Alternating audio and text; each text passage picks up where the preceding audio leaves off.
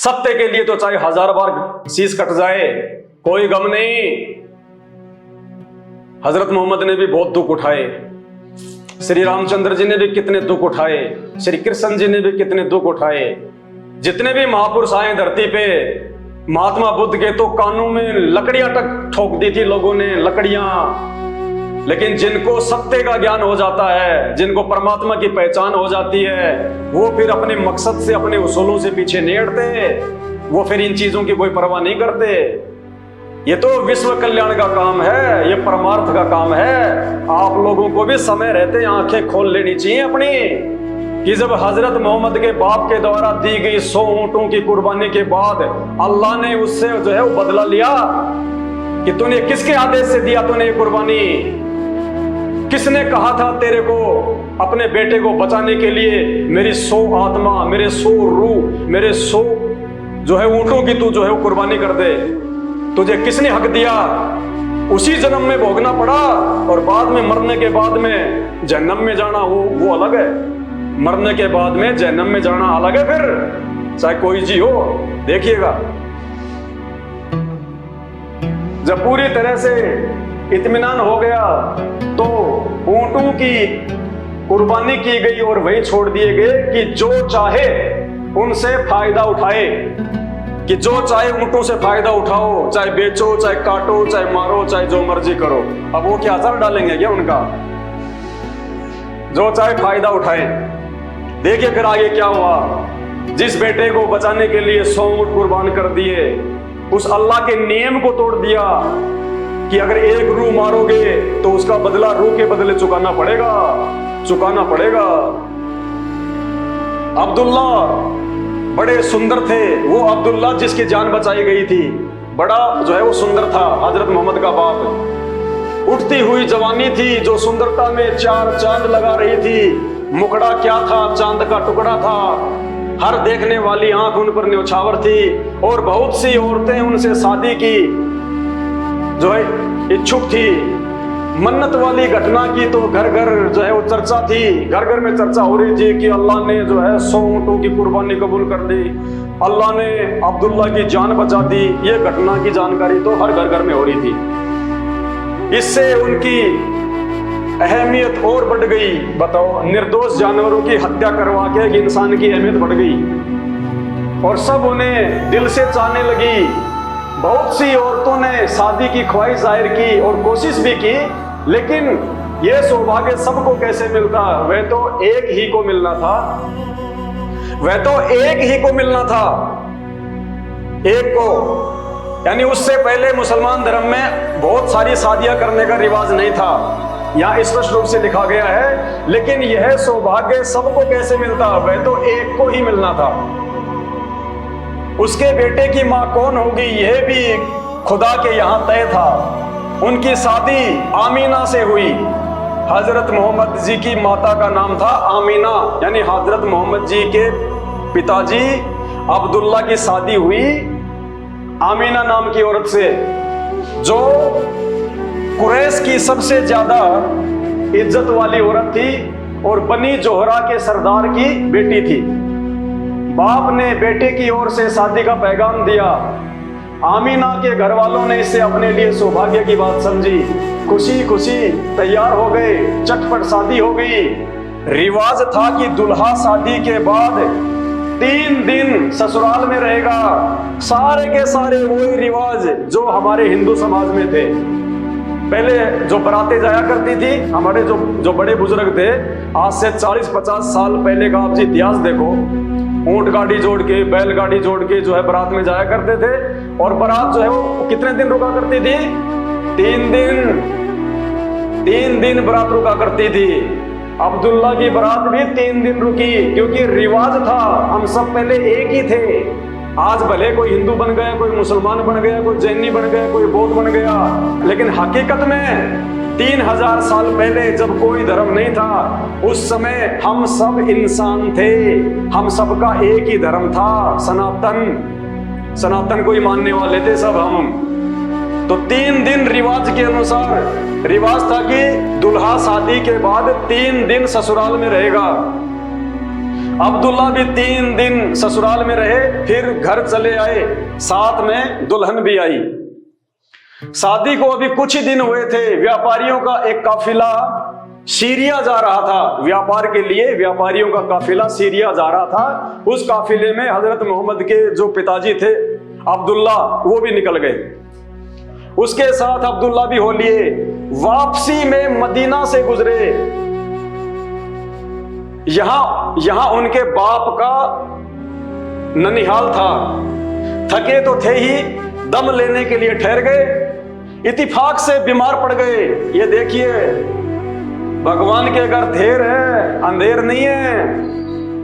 परमात्मा के घर, अल्लाह के घर देर है, अंधेर नहीं है। किस हालत में परमात्मा ने बदला लिया? वैसे परमात्मा बदला नहीं लेता।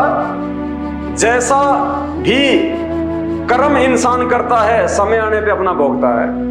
अल्लाह किसी को मारे नहीं, मारे तो हत्यारा राम, और अपने आप ही मर जाएंगे वो कर कर खोटे काम। समय आने पे बदला चुकाना पड़ता है। ये आज के मुसलमान भाइयों के लिए बहुत बड़ी शिक्षा है। उसने तो खाली 100 ही कुर्बान किए थे, तुम तो हजारों खा चुके हो। क्या होगा तुम्हारा आगे चल के? यहां उनके बाप का ननियाल था। थके तो थे ही, दम लेने के लिए ठहर गए। इत्तेफाक से वो बीमार पड़ गए। साथियों ने उन्हें वहीं छोड़ दिया और मक्का को चल दिए। वहां पहुंचकर बाप को बीमारी की खबर दी।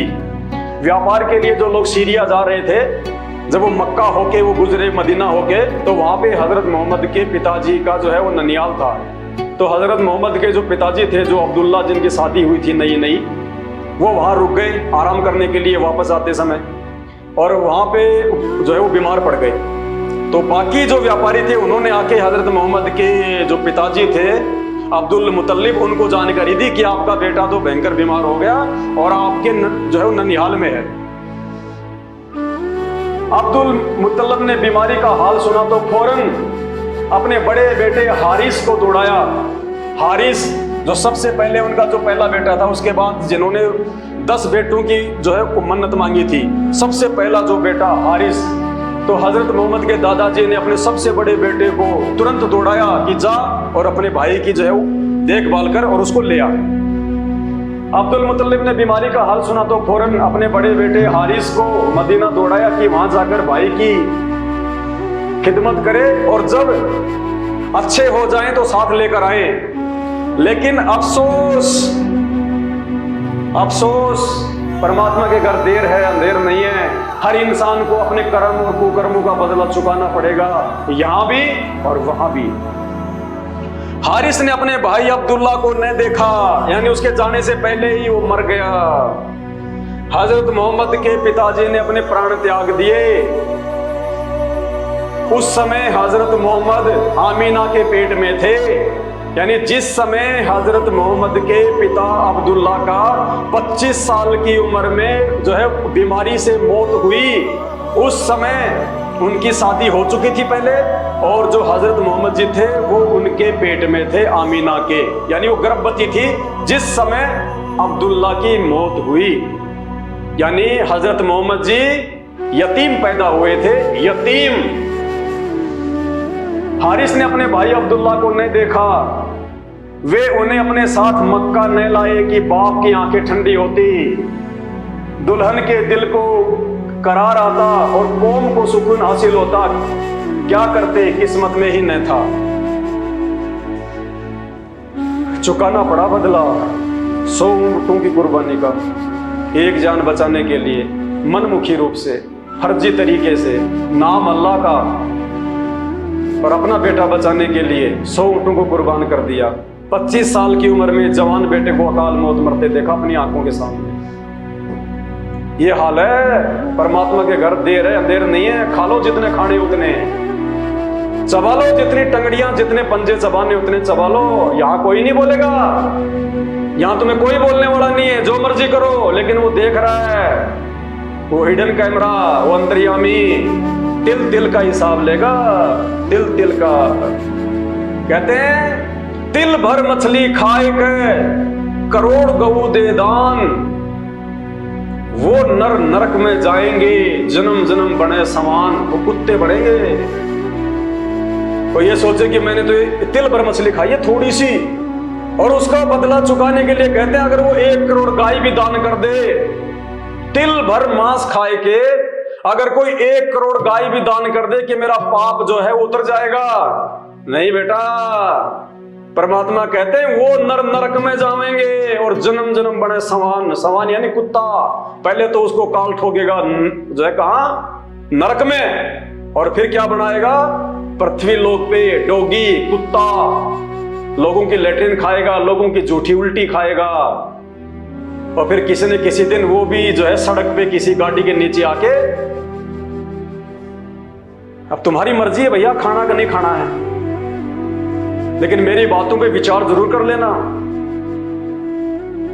संत रामपाल जी भगवान को 27 साल हो गई, यही संदेशा दे रहे हैं सभी धर्मों के ऊपर।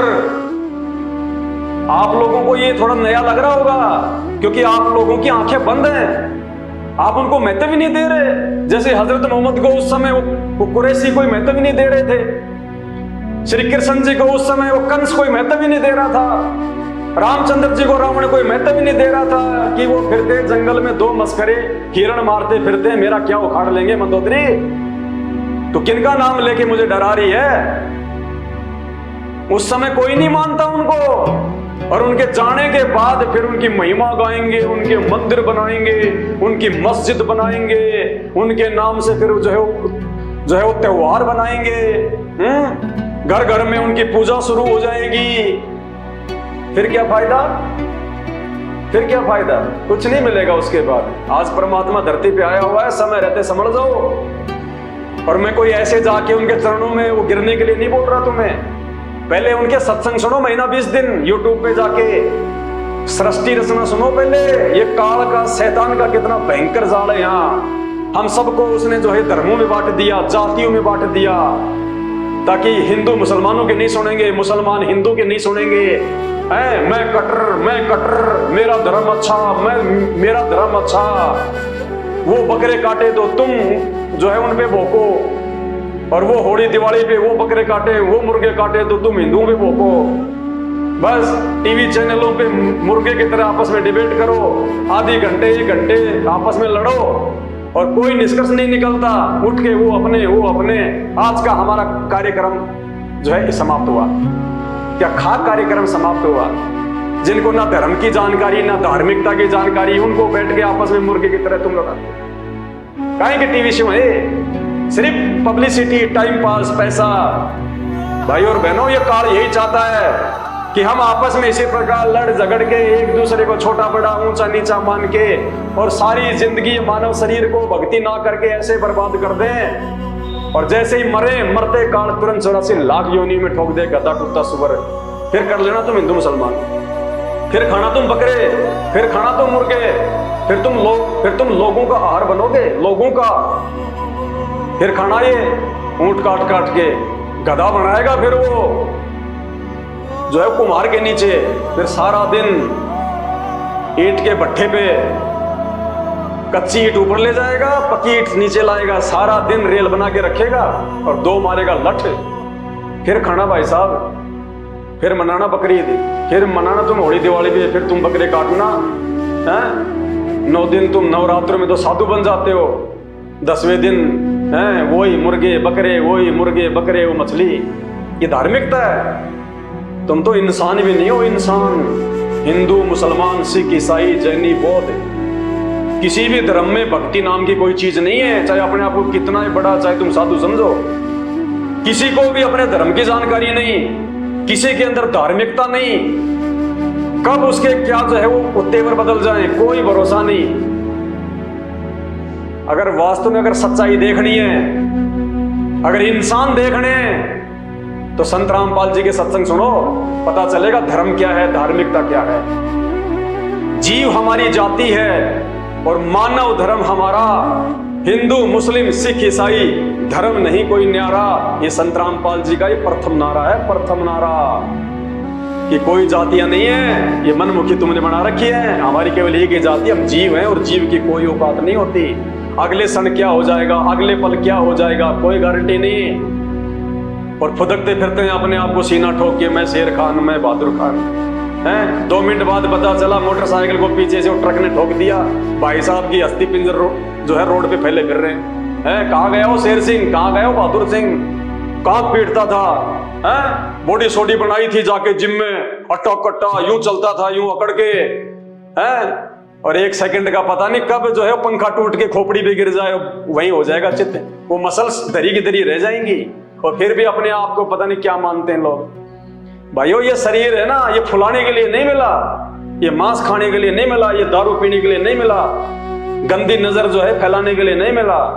ये बहुत अनमोल रतन है, इसकी कोई कीमत नहीं है, कोई कीमत नहीं है इसकी, बेशकीमती है ये, क्योंकि इससे भगवान को पाया जा सकता है, अल्लाह को पाया जा सकता है, सदा सदा के लिए जन्म और मरण से छुटकारा पाया जा सकता है।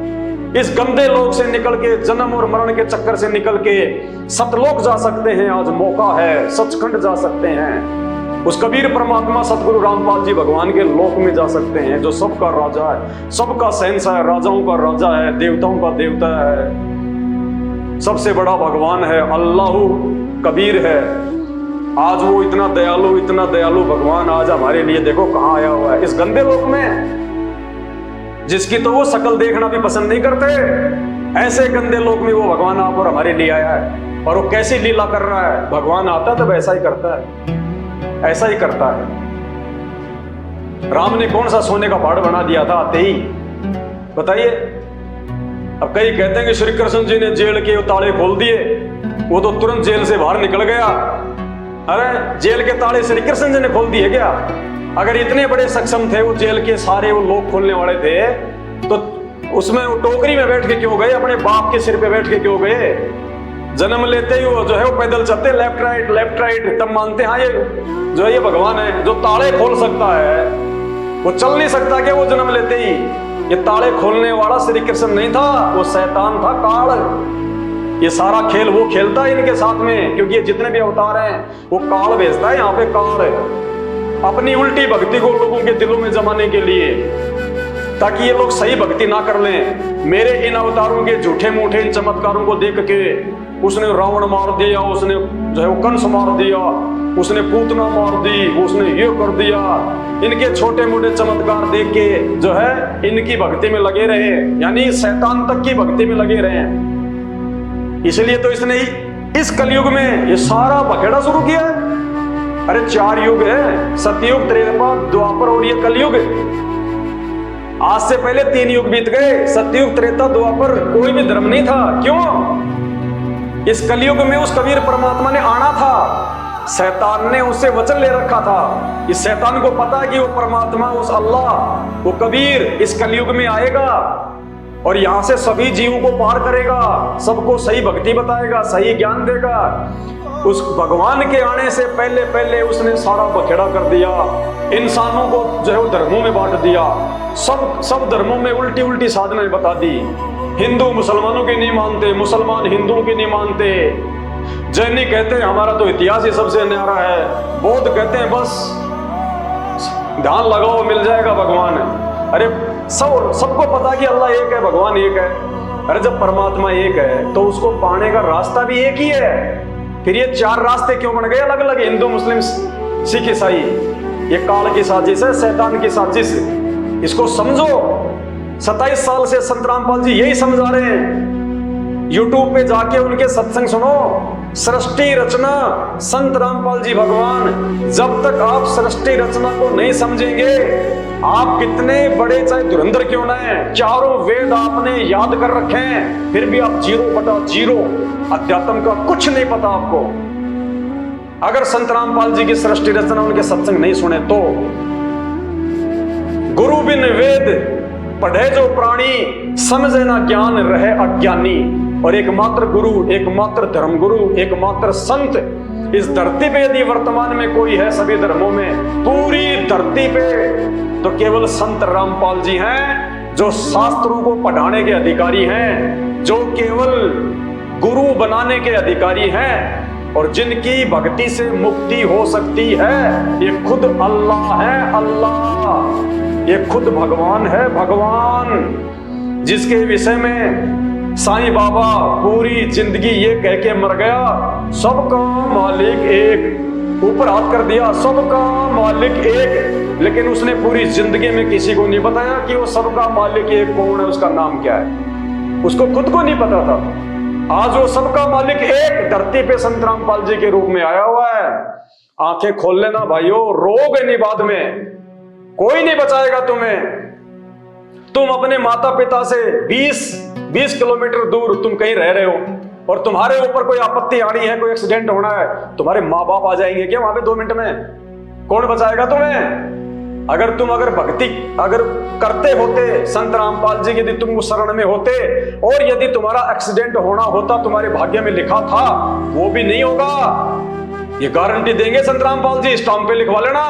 अगर उनकी मर्यादा में रह के उनकी भक्ति करोगे तो, क्योंकि ये अल्लाह है, ये सब कुछ करने में समर्थ है। साहिब से सब होत है, साहिब यानी अल्लाह, अल्लाह से सब होत है, बंदे से कुछ नहीं। वो राई से पर्वत कर दे, फिर पर्वत से राई, वो 1 सेकंड में इस पूरी सृष्टि को चकनाचूर कर दे, अगले सेकंड में वापस ऐसा का ऐसा बना दे, मालूम भी नहीं चलेगा कि क्या हो गया था।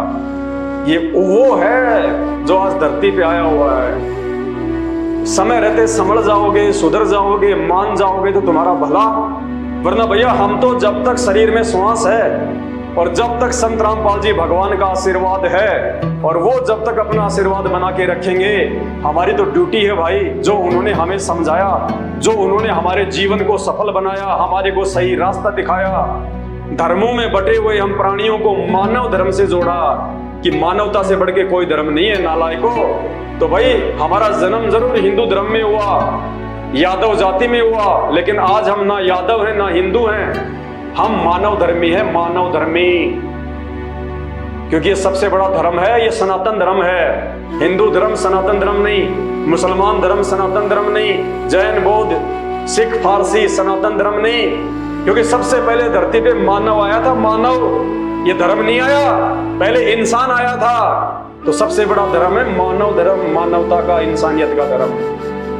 फिर तुम्हें पता चलेगा, तुम्हें ये है ना, ये बच्चों जैसा ज्ञान लगेगा इन पंडितों का, इन धर्म गुरुओं का, इन मौलानाओं का, इन काजियों का, इन पादरियों का, इन पास्टरों का, ये बच्चों जैसा ज्ञान लगेगा तुम्हें कि देखो नादान, ABCD का भी नहीं पता इन लोगों को अभी, और अपने आप को पता नहीं क्या समझते हैं। YouTube पे 2-3 मिलियन उनके सब्सक्राइबर हो जाते हैं, बस अपने आप को ही भगवान समझ बैठते हैं। दिन में 2-3 वीडियो बना के दे के मीठे मीठे प्रवचन, 4 बार तो यूं सोचेंगे, लोग देखेंगे पता नहीं महाराज जी अब और क्या बोलेंगे हैं, और बोलना जानना कुछ है नहीं, 0/0, झूठी सींची है, कहीं का ईट और कहीं का रोड़ा, भानुमति ने कुणबा जोड़ा है, घंटे 2 घंटे का वीडियो बना के चलो जी कथा समाप्त, कुछ नहीं है, जीवन बर्बाद हो जाएगा। फिर चुन चुन के हिसाब देना पड़ेगा, प्रत्येक कर्म का चुन चुन के हिसाब, चुन चुन के, और कोई तरीका नहीं है, कोई समाधान नहीं है। जब तक संत रामपाल जी के शरण में नहीं आते हो, आपके कोई कर्म नहीं कट सकते, आपकी कोई माफी नहीं हो सकती, जितने भी आपने कर्म जो है कुकर्म किए हैं। आप कहोगे भाई साहब हम तो कोई कुकर्म नहीं करते, हम तो शराब भी नहीं पीते, मांस भी नहीं खाते, फिर भी 1 करोड़ कुकर्म करते हो रोज, 1 करोड़। पृथ्वी ऊपर पग जो धारे, 1 करोड़ जीव एक दिन में मारे, एक इंसान एक दिन में 1 करोड़ जीवों की हत्या करता है। जब तुम पैदल चलते हो, जब तुम गाड़ी में चलते हो, 1 करोड़ जीव मरते हैं रोजाना, चींटी से लेके और मर के सूक्ष्म जीव। और उस भगवान के दरबार में, तुम तो हिंदू हो ना, गीता तो बहुत अच्छे पढ़ी होगी, क्या लिखा है गीता जी में? अर्जुन जो जैसा कर्म करेगा वैसा भोगना पड़ेगा। तो भैया वो मच्छर, वो सूक्ष्म जीव, वो चींटी, वो मच्छर, परमात्मा ये नहीं देखता ये हाथी मर गया तो ज्यादा पाप लगेगा, ये मच्छर मर गया तो थोड़ा लगेगा। परमात्मा आत्मा देखता है, शरीर नहीं देखता। आपसे चाहे चींटी मर जाए, चाहे हाथी मर जाए, चाहे जानबूझ के मार दो, चाहे अनजाने में मर जाए, वो शैतान बराबर का पाप का भागी बनाता है। ये गीता जी का ये फास्ट एंड हार्ड रूल है, देख लेना। चाहे अनजाने में मरो, चाहे जानबूझ के मरो, एक संत रामपाल जी के संविधान को छोड़ के इस शैतान के संविधान में, इस काल के संविधान में, गीता जी में और कुरान में कहीं नहीं लिखा हुआ कि रात चलते तुम्हारे पैर के नीचे अनजाने में जो चींटियां मर रही है तुम्हें उसका पाप नहीं लगेगा। बराबर का पाप लगेगा, हाथी मारने जितना। 1 करोड़ जीव हत्या तुम्हारे खाते में रोज लिखी जा रही है, रोज। अगर समय रहते संत रामपाल जी के सत्संग सुन के समझ गए तो बहुत अच्छी बात है, तुम समझदार हो। वरना मरने के बाद में वो धर्मराज लाइन में खड़ा करके हिसाब लेगा, वहां तुम्हारे मुल्ला मौलवी काजी पंडित पुरोहित धर्मगुरु कोई नहीं आएगा। वो ब्रह्मा विष्णु महेश को भी लाइन लगा के हिसाब में लेता है धर्मराज। ब्रह्मा विष्णु महेश को भी जब इनका समय आता है ना, जब इनका शरीर छूटता है, इनके भी हरेक कुकर्म का हिसाब करता है। राम का भी, श्री कृष्ण जी का भी। किला भाई धरती पे गया था, अपनी औरत के लिए 18 करोड़ लोग मरवा दिए। तू तो भगवान था, अवतार था। जो रावण श्रीलंका से अकेला समुद्र पार करके तेरी औरत को लेके जा सकता है, और रावण तो एक राजा था, एक इंसान था, और तू विष्णु का अवतार है, और तू 18 करोड़ लोग मरवा दिए तूने। अगर तू भगवान था, उससे बड़ा था, तो तू भी उसी तरह जाके अपनी औरत को ले आता। 18 करोड़ मरवा दिए उस शैतान ने, और 18 करोड़ लोगों की मौत का जिम्मा श्री राम के सिर पे रख दिया। वो श्री राम को भोगने पड़ेंगे। श्री कृष्ण जी ने महाभारत के युद्ध में 12 करोड़ लोग मरवा दिए आपस में। वो ठेकरा श्री कृष्ण जी के सिर पे फोड़ेगा ये। इनको भी चुन चुन के हिसाब देना पड़ेगा। और फिर 84 लाख योनियां अलग, ये पशु और पक्षियों के दुख भोगना अलग। चाहे देव हो चाहे महादेव हो, शैतान किसी को नहीं छोड़ता। अगर शैतान के जाल से बचना है तो आज वो शैतान का बाप संत रामपाल जी धरती पे है। ये शैतान तुम्हारी तरफ आंख करके भी नहीं सो सकता, इतना डरता वो उस परमात्मा से। तो हाथ जोड़ के विनती है भाई और बहनों, ज्यादा समय नहीं लूंगा आपका। समय समय पे आपके लिए वीडियो बनाता रहूंगा, जगाता रहूंगा। आप चाहे गालियां दो, चाहे मार पिटाई करो, चाहे जो मर्जी करो, आप कुछ भी करो, आप जब तक मुंह में जुबान है, मेरे गुरुजी का आशीर्वाद है और इस शरीर में प्राण है, तब तक आपको सही राह दिखाऊंगा। आपको मैं सत्यता बताऊंगा। हिंदू धर्म की, मुसलमान धर्म की, जैन धर्म की, बौद्ध धर्म की, ईसाई धर्म की, सबकी बताऊंगा। मेरा कोई दुश्मन नहीं है, मेरा किसी से कोई द्वेष नहीं है, सब मेरे लिए बराबर है। पहले जब मुसलमान धर्म पे कोई वीडियो नहीं बन रहे थे तो बहुत सारे लोग कमेंट्स करते थे, मुसलमानों पे बना के दिखा, मुसलमानों पे बना के दिखा। अब लो जी, मुसलमानों पे भाई थोड़ा इंतजार तो करो, सब पे बनेंगे। मेरे गुरुदेव ने सबके बारे में बता रखा है। ये सत्संग मेरे गुरुजी ने किए हुए हैं, मैं तो खाली इनका रिवीजन कर रहा हूँ, मैं तो इनको रिपीट कर रहा हूँ। मुसलमान धर्म पे हजारों वीडियो मेरे गुरुदेव ने बना रखे हैं, तौरात पे, जबूर पे, इंजिल पे, कुरान पे, हदीसों पे, हजरत मोहम्मद की जीवनी पे, हर चीज पे बना रखे हैं। मैं तो रिवीजन कर रहा हूँ। मुसलमानों पे बना के देखा, मुसलमान कोई भेड़ी है क्या तो खा जाएंगे? अरे जब अल्लाह का पंजा सिर पे है तो मुसलमान की क्या औकात, हिंदू की क्या औकात भाई है? जाको राखे साइया मार सके ना कोई, जो मरने से डरता है फिर वो भगत गाय का धिक्कार है उसके जीवन को। हम तो जगाएंगे अपने भाई बहनों को भैया। अब कोई जागे ना जागे, उसकी अपनी जो है वो किस्मत, उसकी अपनी बदकिस्मती, अपना भोगेगा फिर भाई साहब, कोई नहीं बचाएगा। फिर ऊपर पैर करके यूं भाले ठोकेगा फिर वो धर्मराज। तो आज के वीडियो में केवल इतना ही। वीडियो को ज्यादा से ज्यादा शेयर करें, लाइक करें, ताकि सभी भाई बहनों तक ये संदेश जाए। और इसी वीडियो के ऊपर टाइटल में मुसलमान नहीं समझे ज्ञान कुरान एक PDF है, एक पुस्तक है जिसका नाम है मुसलमान नहीं समझे ज्ञान कुरान। उसको पढ़ना। कुरान शरीफ, कुरान मजीद, तौरात, जबूर, इंजिल सभी के प्रमाण, आयत, हदीसें, सारे प्रमाण दिए हुए भाइयों। पढ़ो, इस मानव जीवन को सफल बनाओ। मूछ कटवाने से कोई मुसलमान नहीं बन जाता, खतना करवाने से कोई मुसलमान नहीं बन जाता, सिर पे बालों का चोटा रखने से कोई हिंदू नहीं बन जाता, चंदन का जो है वो तिलक लगाने से कोई जो है वो पंडित नहीं बन जाता। तो आज की वीडियो में केवल इतना ही। बंदी छोड़ सदगुरु रामपाल जी भगवान की जय। तो YouTube पे जब तक आप उनके द्वारा बताई गई सृष्टि रचना को नहीं पढ़ेंगे, नहीं समझेंगे, तब तक आपको किसी भी धर्म का कोई भी धर्म ग्रंथ समझ में नहीं आएगा। भाई और बहनों, 2 घंटे से मुझे थूक बिलोने का कोई शौक नहीं है। आप भी अपने कीमती समय में से थोड़ा बहुत समय निकाल के ये वीडियो देख रहे हैं, तो ये वीडियो देखने का फायदा उसी समय है जब आप संत रामपाल जी के सत्संग सुनना शुरू करें। क्योंकि आज इस पूरी धरती पर केवल एक ही परम संत है, बाकी कोई संत इस धरती पे नहीं है। और जितने भी संत हैं ये धर्म गुरु हैं, इनको अपने स्वयं के धर्म के विषय में पूरी जानकारी नहीं है, इनको स्वयं के धर्म ग्रंथों के विषय में पूरी जानकारी नहीं है। हिंदू धर्म गुरुओं को गीता जी और वेदों के विषय में पूरी और सच्ची जानकारी नहीं है। मुल्ला और मौलवियों को मुसलमान धर्म के विषय में, कुरान शरीफ के विषय में, तौरेत जबूर और इंजिल के विषय में पूरी जानकारी नहीं है। जितने भी पादरी और पास्टर हैं, इनको बाइबल के विषय में पूरी जानकारी नहीं है। सिखों को गुरु ग्रंथ साहिब के विषय में जानकारी नहीं है, ना ही बौद्ध और जैन समाज को अपने अपने धर्म ग्रंथों की जानकारी है।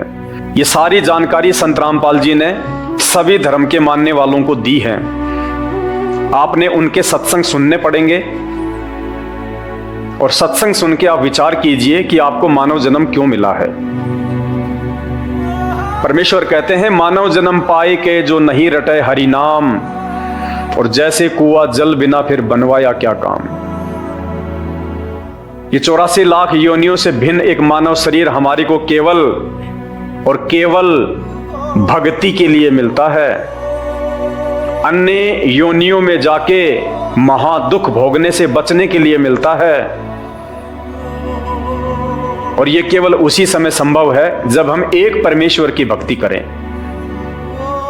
और एक परमेश्वर की जानकारी वर्तमान में पूरी पृथ्वी पे यदि किसी धर्मगुरु के पास में है तो केवल परम पूज्य सतगुरु रामपाल जी भगवान के पास में है। और जब तक आप उनके सत्संग नहीं सुनेंगे, आप उनके विचारों से परिचित नहीं होंगे, तब तक ऐसे ही आप अपना ये अनमोल मानव जन्म बर्बाद करते रहेंगे। और आज मानव जन्म में आप कितने सुखी हैं बिना भक्ति और भगवान के। और कल को जब ये शरीर छूटेगा, हम 84 लाख योनियों में जाएंगे, उस समय हमारे साथ में क्या बीतेगी। आज आप एक गधे का जीवन देख लीजिएगा, आज आप एक बैल का जीवन देख लीजिएगा, कितना महादुख भोगता है। सारा दिन खेत में चलता है, गाड़ी में उसको किसान जोतता है। एक गधा सारे दिन ईंट के भट्ठे के ऊपर कितनी मेहनत करता है, सारा दिन ईंटें ढोते रहता है। अन्य पक्षी देख लीजिए, पशु देख लीजिए, एक कुत्ता देख लीजिए, सर में कीड़े पड़ जाएं, पूरे शरीर पे उसके खुजली हो जाए, एक्सीडेंट में उसका पैर कट जाए, कितने दुख भोगते हैं। आप और हमारे ऊपर तो छोटी मोटी कोई भी आपत्ति आती है, हम तो तुरंत अपने किसी रिश्तेदार को बता दें, कहीं से सहायता प्राप्त कर लें, मेडिकल प्राप्त कर लें, हॉस्पिटल में चले जाएं। भूख लग रही है तो खाना खा लें, कहीं भी 56 प्रकार के भोजन बना के खा लें। और कल को जब भक्ति सही नहीं करेंगे, और ये तो विधान है परमात्मा का, ये मोटे मोटे ग्रंथ भगवान ने कोई ऐसे थोड़े ना लिखवाए, मजाक में थोड़े लिखवाए चारों वेद और ये गीता जी, ये पुराण, इनमें भक्ति और भगवान के विषय में जानकारी है। इस मानव शरीर से हमें क्या करना चाहिए उसकी जानकारी है। और यदि हमने वो कार्य नहीं किया, संत रामपाल जी की शरण में आके एकमात्र पूरे विश्व में उस तत्वदर्शी संत की शरण प्राप्त करके यदि हमने एक परमात्मा की भक्ति नहीं की, तो अगला जन्म 84 लाख योनियों का। फिर हमें ना कोई सत्संग के विषय में बताएगा, ना कोई समझाएगा, ना हम समझने के लायक रहेंगे। कहते माता पिता मिल जाएंगे लख 84 माही, सतगुरु की सेवा और भक्ति ये फेर मिलन की नाही। आज अनजाने में लोग कहते हैं माता पिता ही हमारे गुरु हैं, माता पिता ही हमारे गुरु हैं। बहुत अच्छी बात है, वो भी गुरु हैं, उन्होंने भी आपको जीवन जीना सिखाया है, बचपन में आपको शिक्षाएं दी हैं। लेकिन बिना आध्यात्मिक गुरु के वो माता पिता भी मरने के बाद 84 लाख योनियों में जाएंगे, और आप भी 84 लाख योनियों में जाएंगे। वहां पे ना आपको माँ बचाएगी, ना आपको वो पिता बचाएगा। तो ये परम पिता परमात्मा इस धरती पे प्रकट है, सबका पिता है, सबकी माँ है। ये हमें सत्य आध्यात्मिक ज्ञान देके 84 लाख योनियों से भी बचाएंगे। और इस शरीर में रहते सहते यदि हमारे ऊपर कोई संकट आना होगा, कोई परेशानी या कोई दुख आना होगा, हमारे कोई प्रारब्ध का, हमारे कोई पूर्व जन्मों के कुकर्मों का, उसको भी संत रामपाल जी अपनी भक्ति से काटने में समर्थ हैं। आपके ऊपर वो कष्ट नहीं आने देंगे यदि आप उनकी मर्यादा में रह के भक्ति करेंगे तो मेरी केवल आपसे विनती है, आपसे प्रार्थना है मैं आपको केवल समझा ही सकता हूं, बता ही सकता हूं, जानकारी ही दे सकता हूं। बाकी प्यास आपको होनी चाहिए, भूख आपको होनी चाहिए, तभी आप उस चीज को प्राप्त जो है वो कर पाएंगे। तो आज के वीडियो में केवल इतना ही। आगे फिर परमपिता परमेश्वर के आशीर्वाद से आप सभी भाई बहनों के मार्गदर्शन के लिए वीडियो आते रहेंगे।